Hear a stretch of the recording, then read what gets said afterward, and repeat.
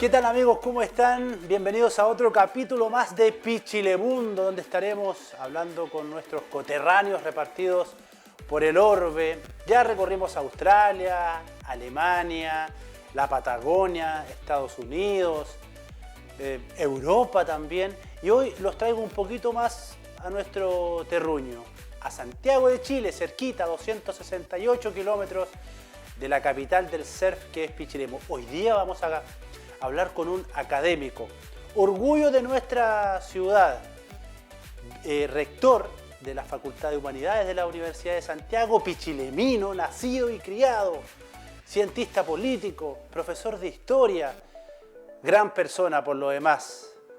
Sin más preámbulos, Marcelo Mella Polanco. ¿Cómo está, mi querido profesor? ¿Te puedo decir profesor ya o no? No, dime Marcelo nomás. Si no...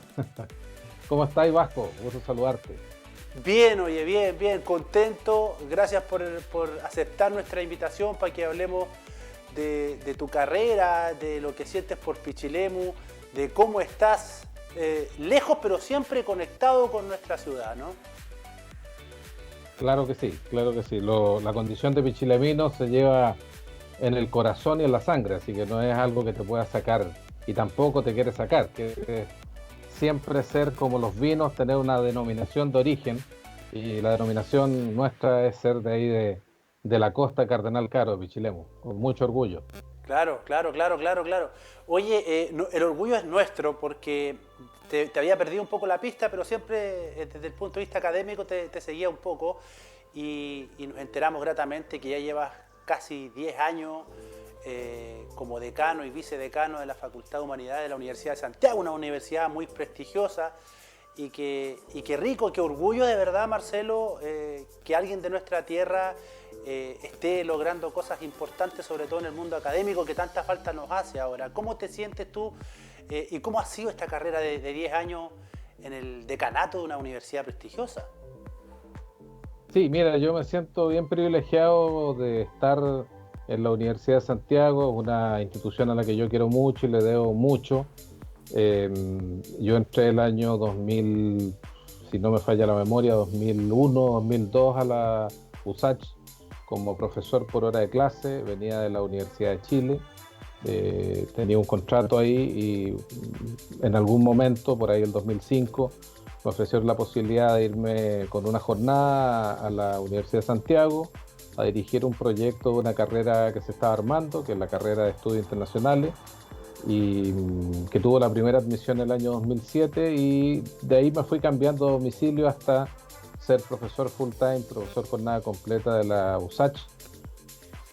Los que somos parte de la USACH sabemos que al igual que ser pichilemino es una condición que te marca de por vida, porque la vida de uno está marcada por la condición de habitante de nuestra ciudad querida, pero los años laborales en la USACH también te marcan, son muy importantes. La Universidad de Santiago es como un pequeño gran pueblo, una pequeña gran ciudad, hay pluralismo, hay distintas maneras de ver la realidad, hay conflictos, hay una voluntad de contribuir también a los asuntos públicos, a los problemas que enfrenta el país. Entonces la USACH tiene de todo lo que tienen las grandes universidades y eso es muy desafiante. Yo estoy muy orgulloso de estar ahí. Pero nada, sí, creo que la condición de decano, vicedecano es una condición vasco accidental. Yo soy un profesor, un investigador del área de las ciencias sociales y políticas, y eso es como dicen los comerciantes, mi rubro permanente. Esto es algo transitorio. Es cierto que quienes nos dedicamos a la función directiva de la universidad, como los políticos, nos dedicamos a esto porque nos gusta el chuchoqueo, así que no vamos a ponernos demasiado mentirosos en esta cosa. Nos gusta el chuchoqueo, nos gusta ser parte de las soluciones de los problemas de nuestras instituciones, y probablemente uno de alguna manera siga en ese carril, pero me siento muy comprometido con la USACH, muy agradecido, y también cada cierto tiempo me topo con familias de pichileminos y pichileminas que mandan a sus cabros a estudiar a la Universidad de Santiago. En varias graduaciones me ha tocado entregar los cartones de titulación a pichilemino y pichilemina, y me da mucha emoción y mucho orgullo eso. Me detengo con el denominador común. o el denominador de origen, perdón, el ser pichilemino.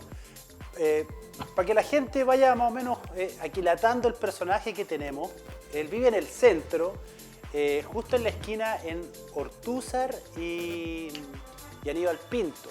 Aníbal Pinto. ¿Estudiaste acá siempre? Cuéntanos un poco de tu vida. Sí. Tengo una tía que te hacía clases personales cuando tú eras chico. Eras bien preguntón, hasta el día de hoy se acuerda de ti. Mucha gente se acuerda de ti como un tipo muy respetuoso, muy sabio, muy estudioso también. Sí, bueno, sí, pues si uno tiene una imagen en el lugar del que uno es. Yo estudié en Pichilemu, estudié en la básica, en la escuela 90-91. No sé si pues tú soy más chico que yo, Vasco, entonces más joven, sí, digo. Poco nomás. En la No, 367 sí, estudié yo. bastante más joven. En la 90-91 con la distinguida y recordada profesora Luisa Bierman, Quintanilla. Ella era mi directora y bueno, y tuve mucha gente que todavía está ligada a la educación en Pichilemu como profesores, profesoras.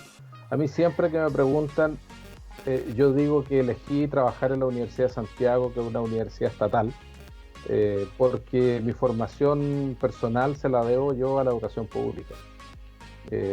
Yo respeto mucho a la gente que va con su hijo a los colegios privados, pero yo soy el resultado del colegio de la escuela 90-91 y del liceo C25, que después fue el liceo Agustín Ross, al ladito ahí, en la calle al lado. En la misma. Y bueno, y claro, y profesores y profesoras que están todavía plenamente vigentes, profesores de matemática muy queridos, profesores de historia, filosofía, que me marcaron, y yo doy fe de que ellos fueron profesores de gran calidad. Yo le aprendí a tomar cariño a la tarea, al trabajo, ser profe, viéndolos a ellos, y eso es algo que lo llevo muy, muy dentro mío también. Entonces tengo muy bonitos recuerdos.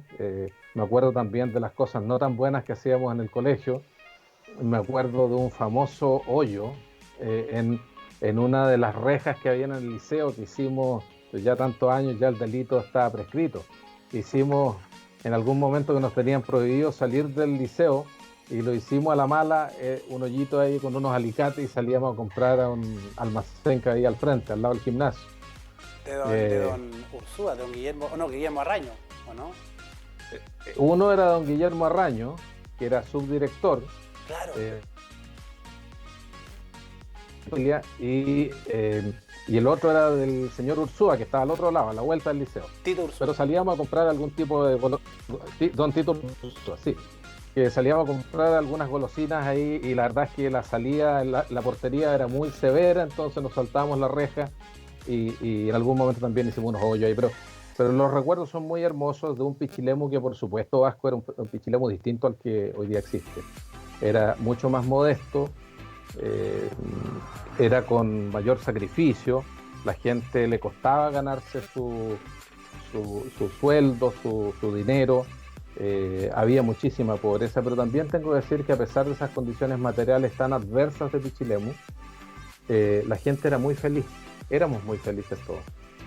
Me acuerdo de las actividades en la pista municipal.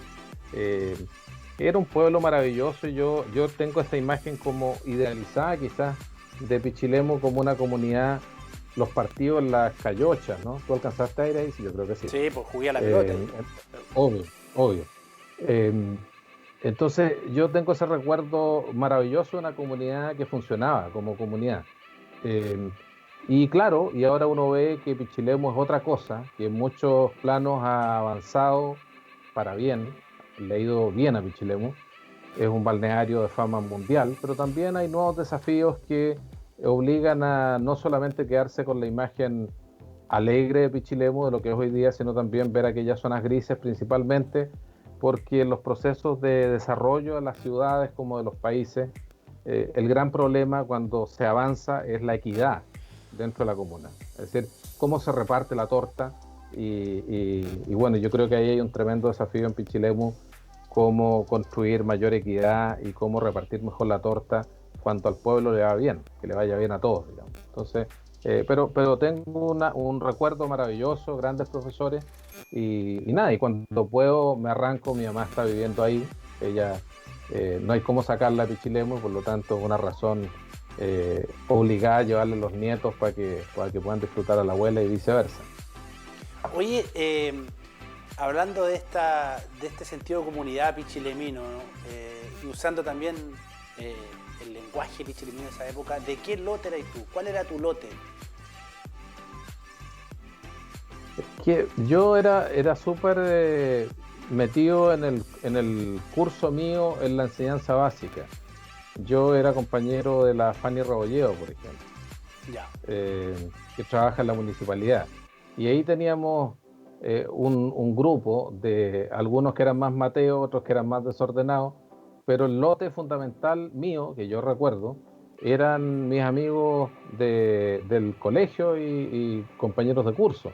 Era muy amigo de Jorge Arena, porque vivía cerca de mi casa, de Hugo Polanco, que es mi pariente, el dueño del Cinzano. Claro, claro. Y nos arrancamos al bajo ahí a la culata a escuchar historia, y con los amigos Miranda, y Miguel Ángel Peña, que era hijo de la señora Carmen Yanca. Claro, vecino tuyo también. Es hijo, bueno, vecino mío, y bueno para la pelota y bueno para el ala. Entonces había que ser amigo del Miguel, porque si había algún problema, el que te salvaba era Miguel. Cabeza de palo, la verdad es que le decían. Sí, pues el Miguel era bueno para el ala y bueno para las mochas. Cuando se armaba una pelea en el partido, el que hacía como de defensa central paraguayo era Miguel. Nos defendía el honor a todos, así que no, súper lindo recuerdo. Y después la enseñanza media, bueno, lo mismo, eran los compañeros de colegio, y yo ahí creo, sin exagerar, pero cuando uno sale de provincia y llega a Santiago, uno se da cuenta que independiente de la posición que uno tenga o la situación que tenga en la comuna de la que sale, los provincianos todos partimos desde cero acá en Santiago.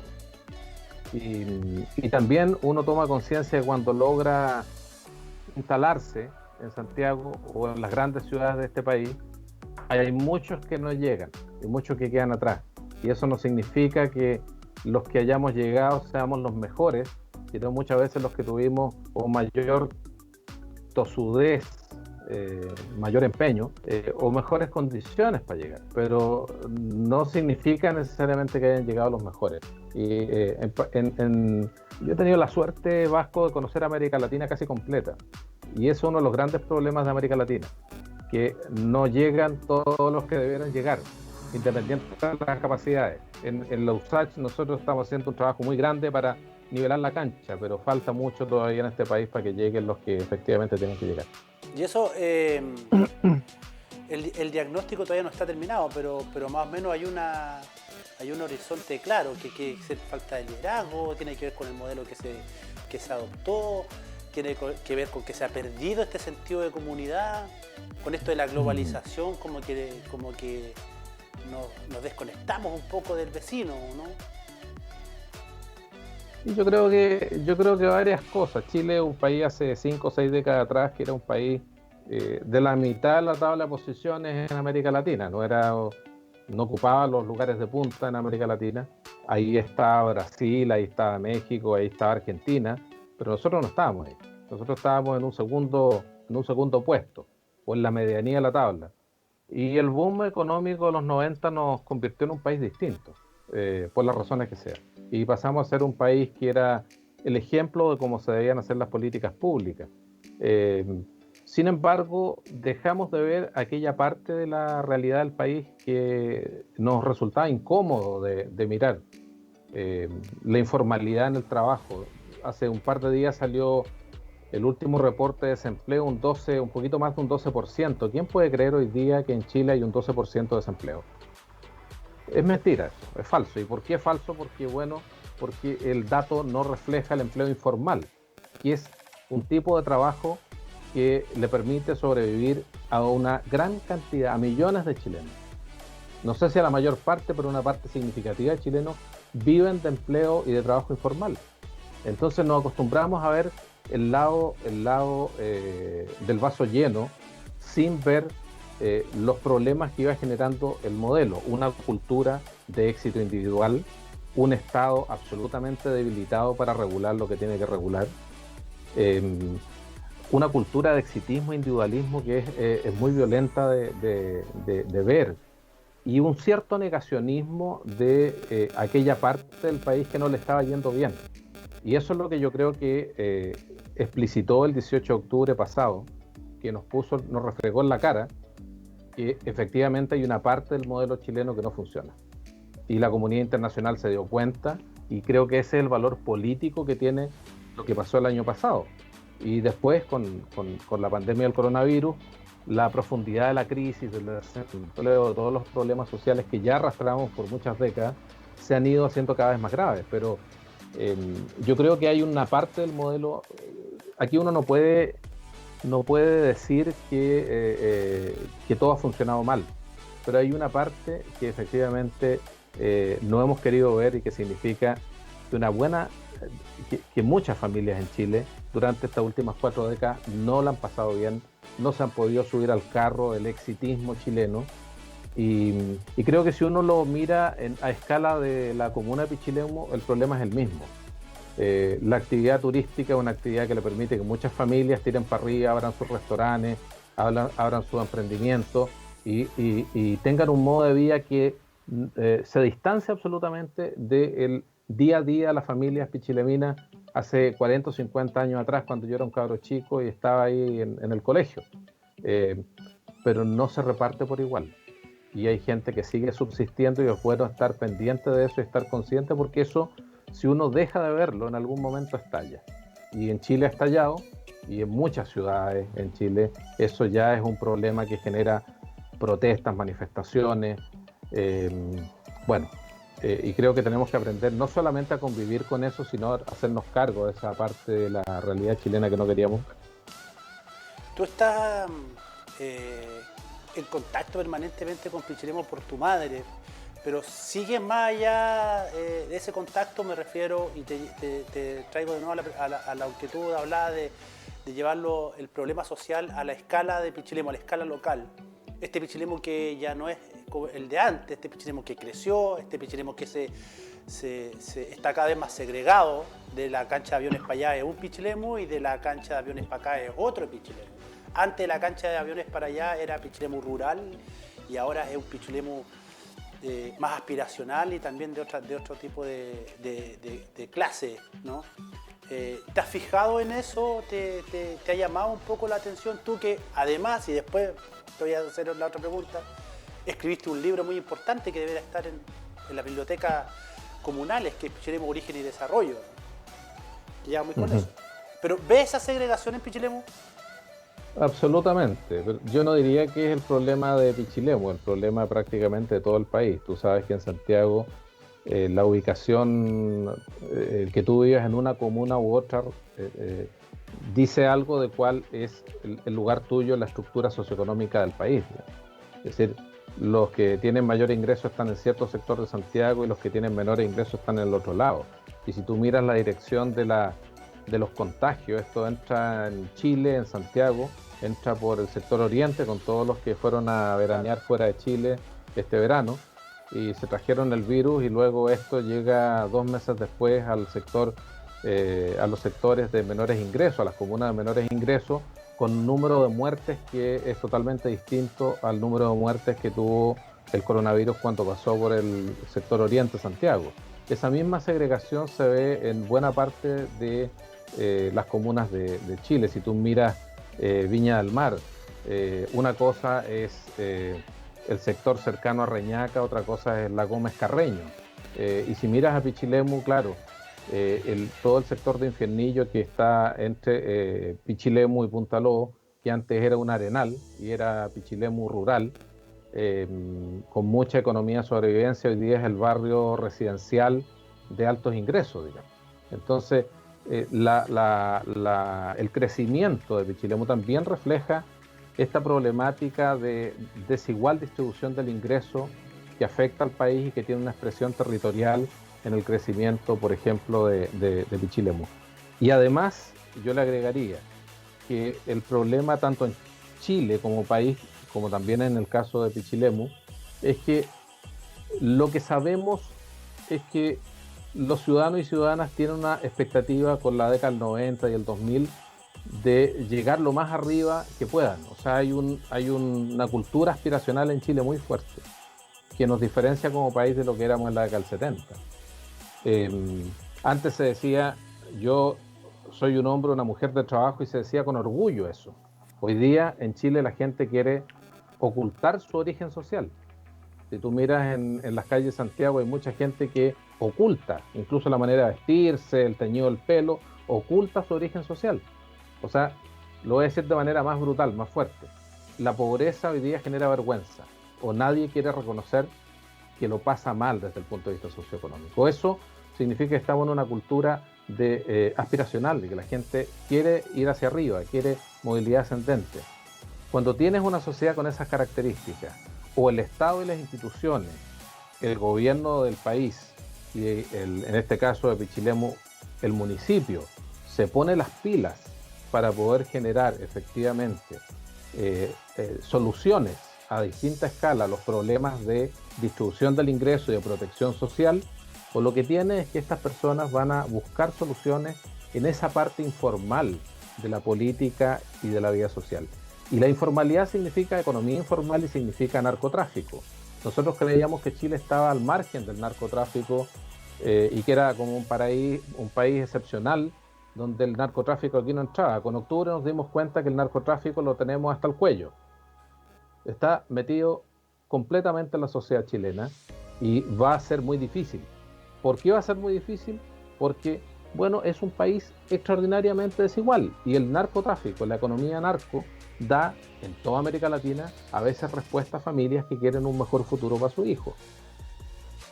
Yo creo que hoy día hay que preocuparse de ese tipo de temas, cómo las instituciones, cómo el municipio, cómo el gobierno logra nivelar la cancha. De lo contrario, efectivamente, hay mucha gente que se va a poner fuera de las instituciones, que se va a poner fuera de la legalidad, y tenemos países en América Latina que van muy adelante en esto. Argentina va con mucha economía informal, Brasil tiene mucha economía informal, México ni hablar, y el sur de Estados Unidos también. Donde hay desigualdad hay problemas de economías informales, y eso, por cierto, que en las ciudades que son turísticas como Pichilemu es un tema. Tú eres profesor de historia y también investigaste mucho, y hay una parte de la historia que dicen que los procesos son cíclicos, ¿no? Que la historia es cíclica. Y uno podría pensar que después de un estallido social, después de una pandemia, cuando esto explota definitivamente y te deja abierto lo peor de uno, del ser humano, de la sociedad, tiende a volver de nuevo al sector de comunidad. ¿Piensas tú que Pichilemu puede estar en ese proceso cíclico? ¿Todavía le falta como para volver al sentido de comunidad? Ya se están viendo vías comunes, se están viendo que los vecinos se están conociendo un poco más con esto de la pandemia, ¿o todavía nos falta? Yo creo que el gran problema de Chile es que durante mucho tiempo la solución de los problemas públicos está en manos de los políticos y de las políticas, para ser justo. Porque también estuvo Bachelet en toda esta procesión de presidentes desde el año 90 que finalmente no lograron ver esa otra cara del país.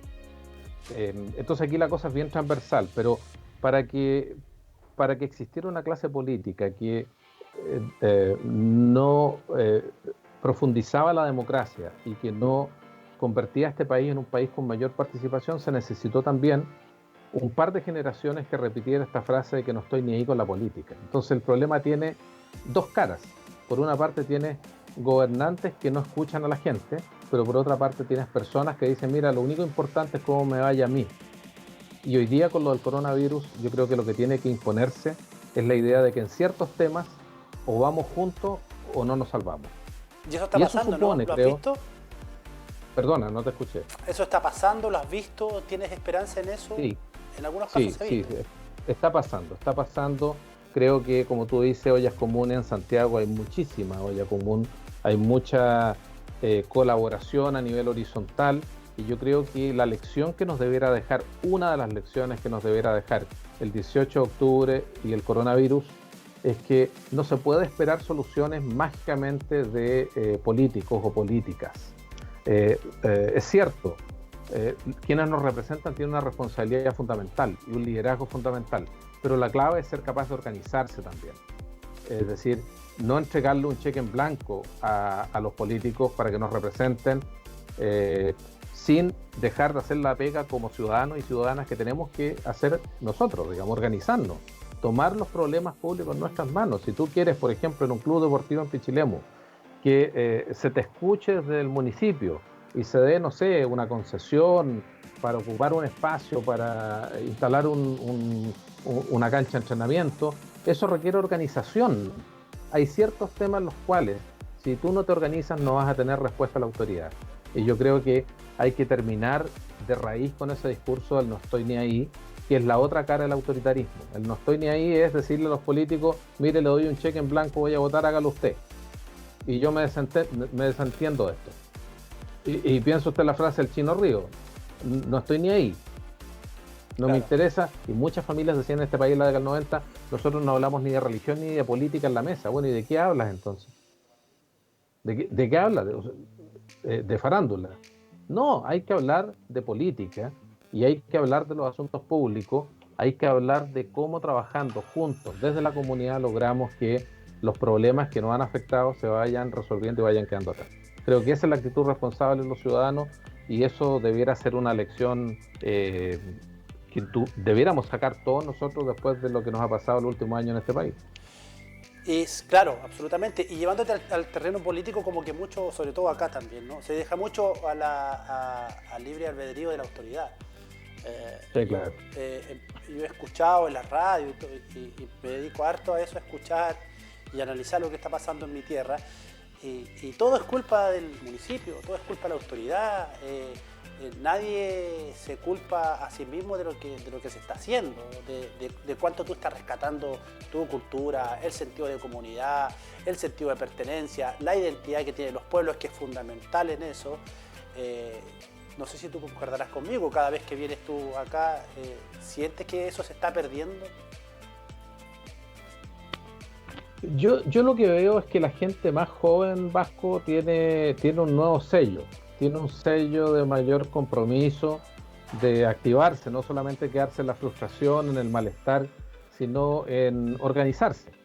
Y probablemente ahí los que estamos un poquito más viejos, la labor que tenemos también es transmitir experiencia, pero la generación más joven no quiere esperar una generación más para encontrar respuesta a los problemas que hoy día existen. Y eso es una nota de esperanza. Yo veo, por ejemplo, en este mismo contexto, cómo los estudiantes de la Universidad de Santiago se han organizado para entregar ayuda a los compañeros y compañeras que tienen menos posibilidades de tener clases online, y han hecho campañas para que nadie se quede sin conexión y que nadie se quede sin un aparato telefónico, un computador que le permita tener clases online. Eso me parece que es lo contrario a esta actitud de no estoy ni ahí o me salvo yo solo, ¿te das cuenta? Y es decir, o vamos todos o no va nadie. Y hubo un paro online, mira, esto son puras cosas modernas. Hubo un paro de casi 2 meses en la USACH online, no podía hacer clases online porque habían situaciones que resolver y los estudiantes no querían entrar a clases mientras no tuvieran garantía de que todos los estudiantes tenían posibilidad de conectarse y participar de la modalidad online. Y a mí me parece que esa conciencia, Vasco, marca un antes y un después del Chile individualista que vivimos en la década del 90, donde lo que trataba es como un Chile winner, ¿te das cuenta? Me salvo yo a costa de los demás. Yo creo que eso, en términos éticos, debería ser un discurso predominante de todos nosotros, trabajar más en comunidad, hacer más organización social, que la gente entienda el valor de reunirse en las juntas de vecinos, en las sedes sociales. Y mira, la historia de Pichilemu tiene mucho que ver con eso, ¿eh? Los clubes deportivos eran básicamente expresiones comunitarias de intereses que estaban organizados por barrios, por sectores. Y tú sabes que cada club, históricamente en Pichilemu, deportivo de fútbol, representaba una lógica identitaria de barrio. Y los clubes deportivos se reunían los miércoles, los viernes y el fin de semana a jugar. Y ahí había construcción de comunidad. Y ahí estaban las veladas en la pista municipal. Pero esa historia es lo que le dio vida a Pichilemu históricamente. En una situación de precariedad no se esperaba la respuesta del municipio, el alcalde no era responsable de todo, todos éramos responsables del destino de la comunidad. Yo creo que eso, ojalá que el futuro nos depare más de eso y menos individualismo y menos delegar poder en autoridades que muchas veces o no pueden, o no quieren, o no tienen los medios para responder a las necesidades, a las demandas sociales. Hay un libro que tú escribiste por allá por el 1996, 97, Pichilemu, Origen y Crecimiento, que yo lo leí en aquella época. Vamos a hablar de eso y de mucho más a la vuelta de comerciales, acá en Pichilemundo por Pichilemu TV. Ya venimos.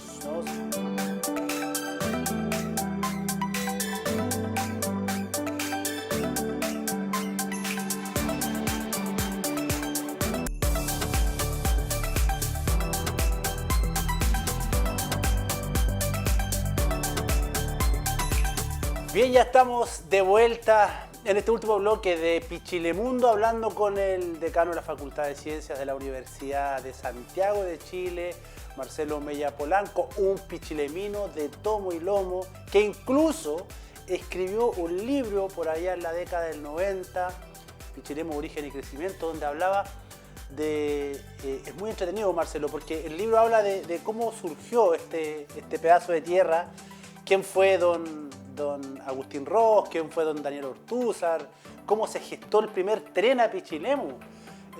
Esa investigación, ¿cuánto te duró? ¿Cómo surgió ese libro? Mira, en el primer bloque hemos hablado harto de la colaboración, del apoyo, de la ayuda que uno en general a donde llegue le debe mucho a otras personas, ¿no? La solidaridad, la colaboración. Y este libro es el resultado de eso también. Yo estudié Historia de la Católica del Paraíso del año 90 al 95, 96. Y ahí en los 2 últimos años conocí a un arquitecto, Juan Mastrantonio, que dirigía un equipo de consultores en arquitectura, en urbanismo, y para no latear, me ofreció la posibilidad de publicar un libro. Yo iba en tercer año de universidad y le dije, pensé para adentro, me están tomando el pelo, pero me ofrecieron una pega para participar del plan regulador de Pichilemu que se está haciendo en esos años, y necesitaba las lucas y además era trabajar en Pichilemu, así que me pareció interesante. Y cuando terminó el trabajo, Maestro Antonio, que era el profe mío, me dijo, ya pues weón, y el libro. Pero ¿cómo el libro? Yo pensé que era una broma. Bueno, me echó un par de conceptos ahí, un par de buenos garabatos y me dijo, ¿atináis o atináis? Y le dije, ya, bueno, ¿y cuándo me lo podéis traer? El próximo mes te lo traigo. Me trabajé el verano, me quedé en Valparaíso y en marzo llegué con el libro terminado y ahí lo publicaron. Por eso te digo que es una cuestión de apoyo que uno no espera, porque ¿quién le va a pagar un libro a un cabro de tercer, cuarto año de historia, estudiante? Pero ese libro salió así, fue como la tesis mía de profe de historia, y la verdad es que cuando salió publicado, que me parece que fue el 97, no estoy tan seguro, sí. Tuvo súper éxito. O sea, ha tenido muy buena recepción. Estaba en la alcaldía, estaba don Orlando Bustamante. Orlando Cornejo. Perdón, no se escucha bien. ¿Me escuchas bajo? Yo te escucho bien. Okay. Sí, se corta un poco, pero debe ser por el internet. Pero retomemos, era Orlando Cornejo, era el que está de alcalde ahí, ¿no? Don Orlando Cornejo, efectivamente, y él también apoyó muchísimo. Yo no tenía mayor conocimiento de él, era un cabro chico, y él me apoyó mucho también. Compró algunos números del libro para la biblioteca municipal, y de esa manera harta gente en Pichilemu ha podido conocer y leer el libro. Supone que este año, el 2021, va a salir segunda edición, pero con todo esto que está pasando se ha atrasado todo bastante. Entonces, ahí estamos. El libro es un trabajo que equivale a la tesis mía de profe de historia, y trata de dar construir una explicación sobre el origen y crecimiento de nuestro querido Pichilemu, entendiendo que es un proceso que descansa fundamentalmente en la construcción de comunidad. Lo que estamos hablando en la primera parte de la entrevista. Exactamente. Básicamente, la comuna, el pueblo, no se construye por un decreto municipal y por una ley de la República, sino por una construcción de comunidad que tiene múltiples expresiones. Hablamos de la organización de los clubes deportivos, organizaciones sociales. Eh, Eso es lo que le va dando vida a Pichilemu, que inicialmente es planificado como un balneario de lujo, pero posteriormente termina siendo un balneario de clase media, con mucha gente de trabajo, con, con muchas familias que migran desde los fundos que son cercanos, colindantes a Pichilemu, que migran y que adquieren una pequeña propiedad en el pueblo y le van dando vida, yo diría, a puño, a pulso, a lo que hoy día es la comuna de Pichilemu. Yo diría que eh, lo que cuenta ese libro es la historia de muchos hombres y mujeres anónimos que han permitido que el pueblo hoy día, que la ciudad sea lo que hoy día es. Eso es lo que me parece que tiene más hermoso el libro, que muestra un proceso de carácter colectivo y que no explica el origen y el crecimiento por una política pública o por un cambio legal, sino por un compromiso, una colaboración, un trabajo comunitario, que por lo demás es aquello en lo que yo creo en política. Oye, me llamaba la atención en ese libro, de lo que me acuerdo, y claro, no te quiero poner en aprietos porque ya son casi 16, 15 años, mucho más de 15 años de ese libro, veintitantos ya, qué sé yo, No, ya 25 estamos años. viejitos ya, pues si Sí, no, pues, tanta memoria no tenemos. veintitantos años. Pero, por ejemplo, era notable lo que hiciste con la llegada del tren, por ejemplo, que pasó muchos años hasta que llegara el tren a Pichilemu. No sé si se acuerda. Sí, sí, sí. Bueno, efectivamente, no quiero latear aquí porque el tono de la conversación es otro, pero Pichilemu se origina en el periodo que históricamente se llama el periodo parlamentario, cuando en Chile gobierna una élite económica y social que es la élite que triunfó de la revolución del año 1891. Con el suicidio de Balmaceda se impone un sector de la clase política, la élite, que gobierna hasta la década del 20. Y es en ese periodo en el que, como resultado de la revolución del 91, se crean un conjunto de comunas legalmente. Se crean a lo largo de todo el país un conjunto de comunas donde esa oligarquía que gana en el año 1821 va a gobernar y va a controlar la política nacional. ¿Por qué? Bueno, porque las municipalidades eran lo que hoy día hace la Junta Electoral o el Servicio Electoral. Administraban el padrón electoral de los territorios. Entonces, al crear municipio y comuna, lo que se estaba creando eran unidades electorales. Eso no significa que existieran condiciones económicas para crear una comuna. Era básicamente era un padrón electoral, un listado de electores que tenían derecho a votar, para poner las cosas en su justo mérito. Y prueba de eso es que muchas comunas que se crearon en ese proceso, del 1891 a la década del 20, quedaron como sin una razón económica que respaldara la creación de la comuna. Las comunas que no quiero nombrar para que nadie se ofenda, pero que están en el trayecto desde San Fernando a Pichilemu por la línea del tren, son comunas que nunca prosperaron. ¿Te das cuenta? Porque no había una razón de ser que no fuera a crear una circunscripción electoral. En el caso de Pichilemu, el anuncio de la creación de la comuna estuvo acompañado con un segundo anuncio que era la llegada del tren, que era la llegada a la modernidad.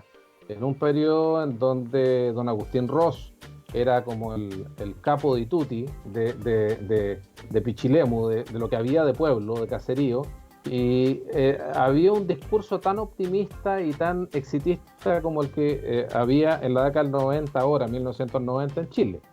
Creíamos que íbamos a ser casi un país europeo y la triste realidad mostró que con la llegada de la década del 20 nos fuimos a pique, la economía cayó bajo los efectos de la crisis internacional, como está ocurriendo ahora. No hay nada tan nuevo, ¿te das cuenta? Y la construcción del tren que tenía que terminar, claro, que tenía que terminar antes de 1920, finalmente se demoró 10 años más, cuando la crisis económica del país había destruido a la oligarquía, a la élite que había creado Pichilemu, y finalmente quien aprovechó el tren y quien le dio un impulso al crecimiento como pueblo, como ciudad a Pichilemu, fue un sector de la clase media regional de Rancagua, San Fernando, que podía venir en tren acá los fines de semana y pasar algunas horas o algunos días en este nuevo balneario. Esa fue la historia real de Pichilemu. El tren llega 10 años después de lo proyectado, producto de la crisis económica y de la crisis política del país.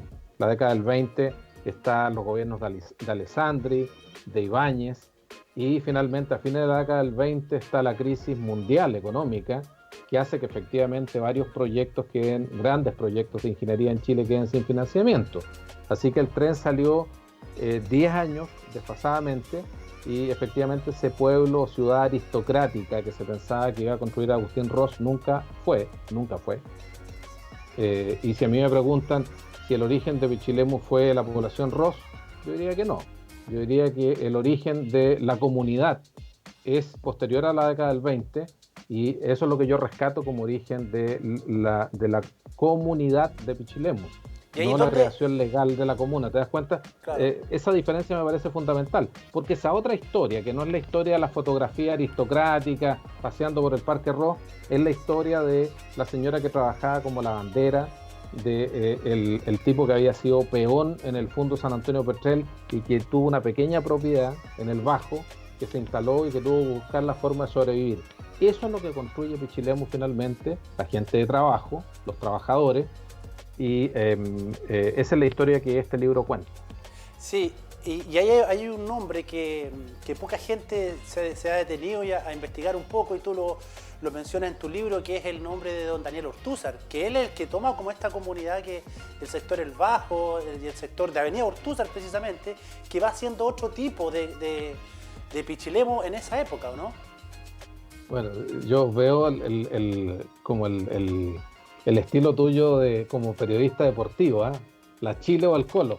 Si claro, la historia de Pichilemu se tuviera que contar, o los partidarios de Agustín Ross o de claro, Daniel Ortúzar, yo soy un partidario de Ortúzar. Y tú lo dijiste muy bien. Ortucista, claro, porque el otro cuño, que yo sé que es muy marquetero, del balneario aristocrático, no lleva a ninguna parte. Fue un proyecto fracasado, que dejó unas instalaciones que hoy día permiten hacer algunas cosas, pero no es lo que construye la fuerza comunitaria de Pichilemu. La comunidad se construye por esta segunda población, que era una población que tenía grandes problemas, la población de Daniel Ortúzar, donde está el centro y el Bajo, donde no había colectores de alcantarillado, donde había de hecho, la casa que tenemos nosotros con mi familia, que vamos a veranear, está bajo la municipalidad. Ahí hay una pequeña quebrada donde había una laguna que era foco de contagio y de epidemias en Pichilemu todos los años y todos los inviernos. Y hay registros municipales de eso, ¿te das cuenta? Ese es la parte de la historia que a mí me interesa rescatar, porque creo que es súper valiosa, no solamente en términos históricos, sino para adelante. Yo creo que la solución a los problemas públicos deben ser planteados en clave comunitaria y desde la organización social. Si tú piensas, por ejemplo, la discusión que hay en Chile hoy día sobre las nuevas fuentes de energía o los problemas regulatorios que tiene el borde costero, son todos temas que, si las comunidades no se organizan, les van a pasar la máquina sí o sí. Los intereses económicos versus las comunidades. Claro, y está pasando. Hay harta organización comunal en Pichilemu, y sobre todo con los jóvenes, que ellos son como que están tomando la bandera de esto. Sí. Y en la sociedad en conjunto, ¿no? Los jóvenes que saltaron el torniquete reflejan algo. Los pingüinos reflejaron algo en el 2006. Los universitarios en el 2011 también fueron tomando fuerza, ¿no? Y parece que ahí, como tú decías, está la esperanza, y hay varios jóvenes que están adoptando esa esperanza en Pichilemu. Ya no es el Pichilemu dormido de los 90, parece.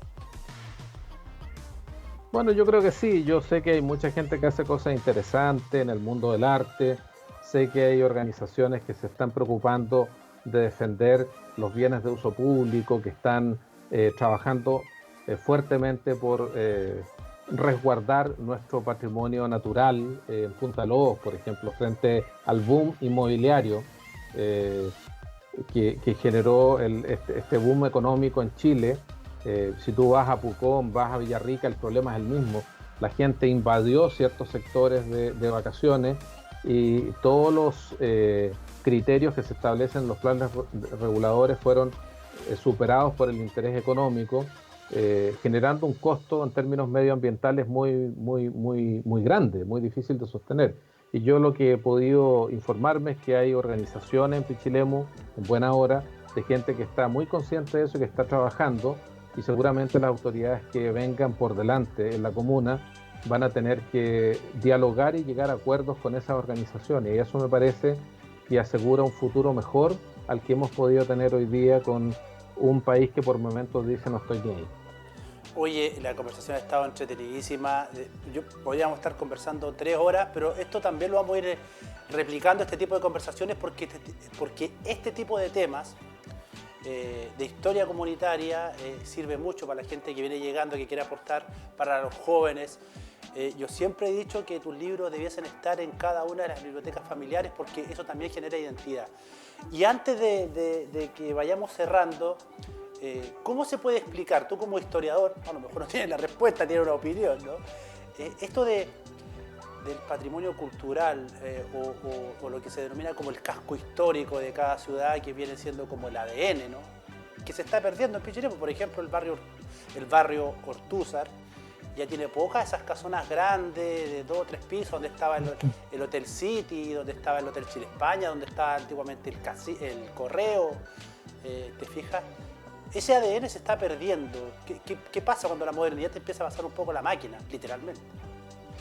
Y yo te insisto, a riesgo de ser un poquito repetitivo, pero yo creo que si somos capaces en nuestro país de tener conversación sobre los temas importantes, porque el tema del respeto al patrimonio no es un decreto vasco que pueda sacar una autoridad que diga, mira, el museo o el casino Agustín Ross es patrimonio nuestro, y con eso tú vas a garantizar tener las lucas para mantener el edificio. Es decir, muchas veces la declaración de patrimonio es el certificado de función de infraestructura que termina, de edificios que terminan con dueños de esos edificios incendiándolo. Acá en Santiago, en cuántas oportunidades en la Alameda, edificios patrimoniales que le ponen ahí la chapa de Monumento Histórico Nacional, terminan con familias que no pueden hacer nada con los edificios y terminan incendiando a la familia sospechosamente, unos incendios que nadie se puede explicar, porque finalmente es la única manera de poder, digamos, descongelar la situación en la que caen los monumentos históricos nacionales en Chile. No tenemos una política robusta en esa materia, pero yo no tengo ninguna duda que la conversación de los vecinos y vecinas, de quienes hoy día son parte de Pichilemu y trabajan en Pichilemu, pueden construir un sentido común respecto a qué hacer con el pasado, sin por eso destruir las oportunidades de desarrollo que Pichilemu merece hacia el futuro. La discusión del tema patrimonial debe implicar una negociación entre respetar aquellos elementos identitarios de una comunidad, pero también al mismo tiempo permitir que esa comunidad mire hacia el futuro con oportunidades para todos y todas, porque de nada sirve, ya te insisto, la solución de poner un decreto de monumento nacional a los edificios para que finalmente se caigan hacia adentro, se incendien, como única solución para familias que caen en la desesperación por tener un bien que es declarado monumento nacional. Entonces la solución burocrática no creo que resuelva el tema. En Pichilemu creo que la conversación sobre qué es necesario mantener como un elemento identitario es una discusión fundamental, y yo creo que tan importante como Ortúzar, que es algo que afecta el bolsillo de tantos comerciantes, el decaimiento del eje Ortúzar, cómo ha declinado el interés por transitar por Ortúzar, que es un tema de desarrollo urbano. Eso, lamentablemente la gente se fue de Ortúzar y quienes tenían negocio ahí, yo creo que han sentido el efecto en los últimos 10 años o 20 años de ese cambio en la situación. Pero tan importante como eso es cuidar la naturaleza en Pichilemu. Yo miro con muchísima preocupación, febrero yo estoy en Pichilemu todos los años, la situación de contaminación que afecta a las playas, las aguas en Pichilemu, y yo creo que no hay ninguna autoridad municipal que dé abasto si no existe una toma de conciencia de la comunidad de que hay cosas que no se pueden aceptar de los veraneantes. Pichilemu para los pichileminos, por sobre todas las cosas, no para aquellos que van 1, 2, 3 semanas, que pueden dejar lucas, pero que finalmente no necesariamente tienen responsabilidad con eso que es tan importante para nosotros, que es nuestra ciudad, nuestra comunidad y nuestra historia. Marcelo, te quiero agradecer este momento que nos acaba de dar aquí en Pichilemundo. Hace rato que te estaba siguiendo los pasos para poder entrevistarte y nada, pues darte las infinitas gracias por acompañarnos, por hablar temas importantes. Yo sé que, y en un canal comunitario además, que nosotros creamos por allá en el año 2000 y que hoy, gracias al empuje de Giovanni Moraga, podemos tener, y la gente te puede estar viendo ahora, cosa que era impensado antiguamente, saliendo en vivo, en directo, en HD, en fin, con un montón de tecnología y tenerte a ti como un pichilemino ilustre de nuestra ciudad, qué mejor. Te lo agradezco nuevamente. Esperamos seguirnos viendo, conversando y analizando, porque de verdad dan ganas de tomarse unos 20 cafés, aunque terminemos con gastritis, hablando sobre todo de tu carrera y lo que sabes. Café no, pues un vinito, un copete, algo más interesante. Porque bueno, estamos también, en invierno, pues, sí. Y hace frío, ¿no? Algo más interesante, pero bueno, usted me invita nomás. Cuando pase la cuarentena me invita y ahí nos tomamos algo con don Giovanni, a quien yo le tengo muchísima admiración, ¿eh? Yo estoy permanentemente atento al tema del canal comunitario y he conocido la lucha y el trabajo del Giovanni, así que una sacada de sombrero para Giovanni, felicitaciones y la admiración nuestra por el trabajo que ha hecho con tanto empuje y con tanto compromiso y cariño por nuestra ciudad. Sí, hay 7 personas trabajando en el canal hoy en día, imagínate, eso es importante, la gente lo debe valorar. Marcelo, un abrazo gigante a la distancia, sí. Estaremos al habla, me encanta hablar contigo siempre. Saludo a ti, a tu familia, a tus hijos y a tu madre, que estés muy bien. Chao, un gusto, siempre un agrado hablar contigo, cariño a Giovanni y a todos los amigos de Pichilemu. Un abrazo, cuídate. Chao.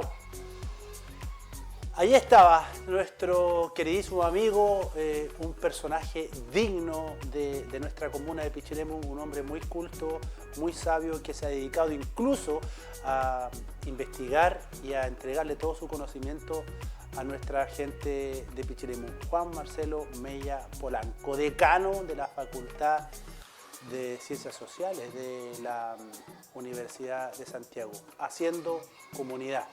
Aquí estamos, así seguimos nosotros en Pichilemundo, haciendo comunidad. A propósito de comunidad, y antes de cerrar, quiero hablar de un tema que es bien sensible y que tiene que ver con las redes sociales. Se han dedicado muchas palabras en redes sociales a ciertas funas a personajes. Sepan ustedes que el 90% de las funas de mujeres hacia hombres son verdad, primero que todo. A la gente que está atrás de la pantalla y que está viendo Pichilemundo y el canal de Pichilemu, a la comunidad les quiero decir que nos están violando a nuestras mujeres y a nuestras hijas. Tengan mucha atención con lo que está pasando con los jóvenes. Pónganle atención con lo que escriben en redes sociales. No minimicen algunas veces lo que está pasando. Cuiden a sus hijas y también cuiden lo que hacen sus hijos. Un no es no. Y eso se tiene que quedar grabado a fuego. Cuidémonos entre todos, hagamos comunidad y por sobre todo pongamos mucha atención con lo que está pasando allá afuera. Los culpables que paguen y que entiendan que en la cárcel lo pueden aprender que un no es no. Buenas noches, que estén muy bien.